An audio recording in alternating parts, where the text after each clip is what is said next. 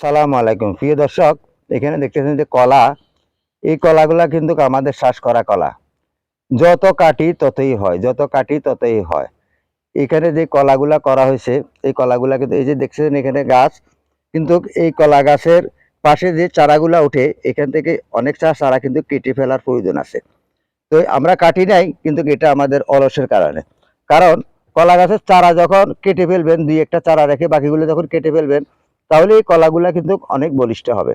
না হয় কিন্তু কলা গাছের শক্তি পাবে না। কলা যখন বাইরে আসে, মুকুল থেকে যখন বাইরে আসে, তাহলে কলা আপনি যদি বলিষ্ঠ করতে হয়, কলা বলিষ্ঠ করতে হইলে আপনাকে কলা গাছ যখন লাগাবেন, কলা যখন আসবে, পাশে দিয়ে অনেকগুলা চারা উঠে। তো দুই একটা চারা রেখে আর বাকি চারাগুলো আপনাকে উঠিয়ে ফেলতে হবে, তাহলে কলা আপনার বলিষ্ঠ হবে। না হয় কিন্তু কলা বলিষ্ঠ হবে না। কলা গাছের চতুর্দিকে একটু সার ফার দিতে হয়, কিন্তু আমাদের এখানে পাহাড়ি এলাকায় কেউ এরকম যত্ন করে না।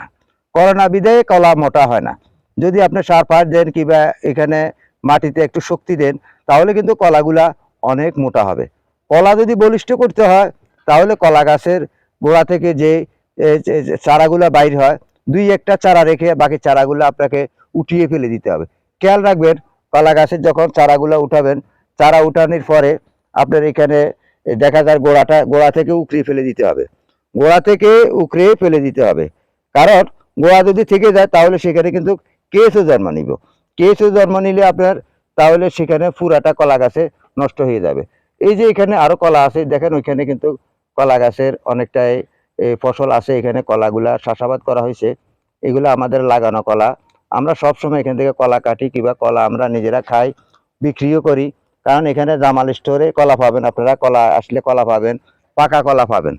এখানে কোনো বিনা সারের কোনো সার ফার দেওয়া হয় না। বিনা সারের শ্বাস, বিনা সার দিয়ে সারবিহীন আমরা এখানে কলা চাষ করি। সার ছাড়া কোনো সার ব্যবহার হয় না, এটা নিজে নিজে হয়ে থাকে। তাই এখানে আসলে আপনারা কলা পাবেন।